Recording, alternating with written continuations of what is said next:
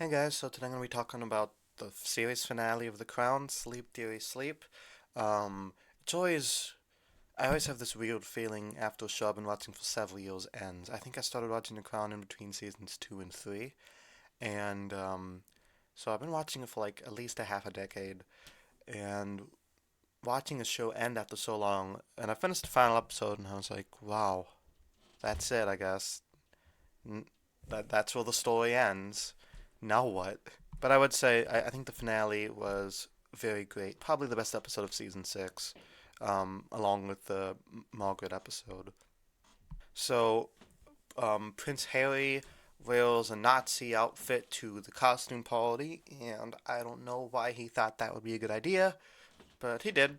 And yeah, I don't know about that one. Eh, right out of a South Park episode. Charles finally gets the Queen's blessing to marry Camilla, and you know, all this whole Diana shit could have been avoided if she would have just let him do that 30 years ago. But you know, better late than never, I guess. At least Charles and Camilla get to be happy. Like I said earlier, I don't think they're not the worst people ever.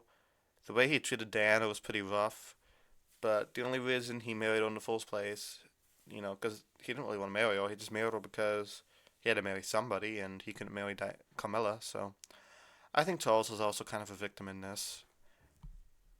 But given that the show is based on Queen Elizabeth, it's fitting that the final episode mostly focuses on her, and she's turning 80 soon, and they're deciding what to do in the event that she dies, how her funeral would go. Operation London Bridge. And it's a very, like, weird feeling having to plan your own funeral, at least, I'd imagine it to be, even when the Queen is still in perfectly fine health at this time. She doesn't die for at least another, let's see, the episode's set in 2005, she doesn't die till 2022, so, still had some good years left. So it just, she has to plan that. And in doing so, obviously, she starts to think about her own mortality. And it's a very, like, thought provoking episode, And she's has to make a decision on whether or not she'd continue as queen until she no longer could, or if she should retire. She's given her life to the crown. Maybe spend a little years thinking about Elizabeth. And, that's a very good option. And with the help of, Olivia Colman and Claire Foy, she comes to the decision that, you know what, she said she'd do her duty as long as she could. So she decides that she will stay the queen. And it's a very beautiful scene, excellent acting by Imelda Stanton, of course. It's nice to see her talk to the other queens, get to see them once again. Even the teenage version of her from the Margaret episode came back. It was just a very like emotional scene, seeing her confront her past and look towards the future. And I like how they didn't go the obvious route of showing of like the show ending with her dying, because I feel like that would have been a little. I feel like it wouldn't do justice to her character. Like the whole thing is about her doing her duty, and that being the last scene in the episode is her deciding that she will stay the queen, and then she walks out to do to fulfill her duty, continue being queen. She gets to walk into the sunset, figuratively. Very beautiful scene. I loved the music. Like I said, I loved her acting. So yeah, there's. I feel like there's no need to compare who played the best queen, whether it be Claire Foy, Olivia Colman, or Imelda Stanton. I think they all played, the perfect version of the queen for that time in her life.